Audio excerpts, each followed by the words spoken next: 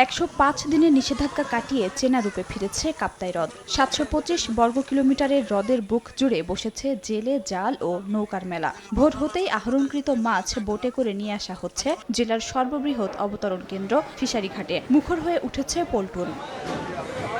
ফিশারিঘাটে আসা মাছ ট্রাকযোগে চলে যাচ্ছে রাজধানী সহ বিভিন্ন জেলায়। প্রথম দিনে অবতরণকৃত মাছের মধ্যে চাপিলার পরিমাণ ছিল বেশি। ফিশারি যদি বন্ধ থাকে তাহলে আমাদের একটু চলতে কষ্ট হয়। ফিশারি খুলছে এখন, মোটামুটি আল্লাহ দিলে এখন ভালো চলবো। পরিবার নিয়ে কষ্ট হয়েছে চলতে, এখন খুলছে আলহামদুলিল্লাহ, এখন পরিবার নিয়ে ভালো চলতে পারবো। ঘাটে অবতরণ করা মাছের পরিমাণে খুশি হলেও আকার নিয়ে কিছুটা হতাশ ব্যবসায়ীরা। তবে ব্যবসা ভালো হওয়ার প্রত্যাশা তাদের। মাছের সাইজ ছোট, জাতীয় মাছ বলতে আইর মাছ বা বোয়াল, চিতল, এডি, কাতাল, এডি এখনো আসে নাই। ভালো পর্যাপ্ত পরিমাণে মাছ হয়েছে, সকালবেলা দেখা যায় ইনশাল্লাহ বাকিটা আল্লাহর উপরে, মাছ ভালো হইতে পারে। চলতি বছরও মাছ অবতরণ ও রাজস্ব আদায়ে রেকর্ড করার প্রত্যাশা বিএফডিসি কর্তৃপক্ষের। যে পরিমাণ মাছ আসতেছে এটা দিয়ে আমরা আশাবাদী যে গত বছরেও আমরা যে পরিমাণ মাছ পেয়েছি এবারও আমরা হয়তো সেই পরিমাণ মাছ আমরা পাবো। বিএফডিসির তথ্য মতে গেল বছর জেলার 4টি অবতরণ কেন্দ্রে প্রথম দিনে 125 মেট্রিক টন মাছ অবতরণ হয়। পুরো বছরে যার পরিমাণ ছিল 10,000 মেট্রিক টন।